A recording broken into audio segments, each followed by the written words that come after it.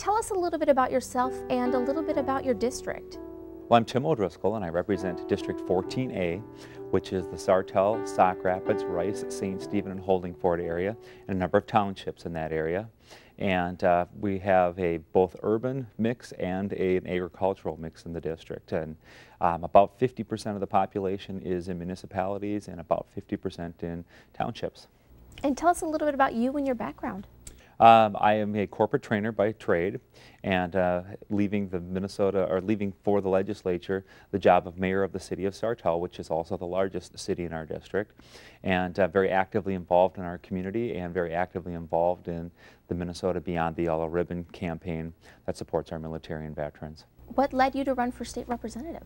Having had the opportunity to be the mayor of the city of Sartell and being down at the legislature working on legislative issues and developing associations and relationships with people, it seemed like a logical step when that became an open seat that I would attempt and endeavor to get elected to the Minnesota legislature, which did happen.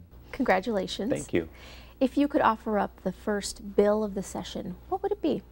The first bill of the session would be working on reform.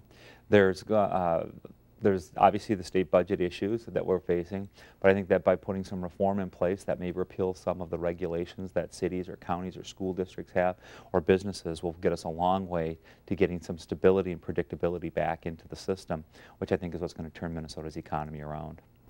When the end of session finally rolls around in May, what will determine whether or not you have been a successful legislator? That we've been able to balance the budget in a thoughtful way that doesn't put anybody out into the street, and that also we have built a playing field that encourages jobs and economic growth within the state of Minnesota. Our economy is doing a little bit better than the national economy, and I think we can continue to be a leader in the state of Minnesota if we take some deep breaths and everybody walks step by step, one at a time, and we'll get to that point at the end of the session. If you could sit down and have a conversation with anyone, living or deceased, who would it be and what would you talk about?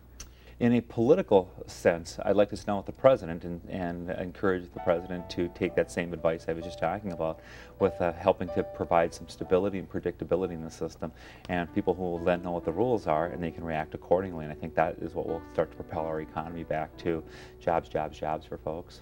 Well, thank you for sitting and talking with us.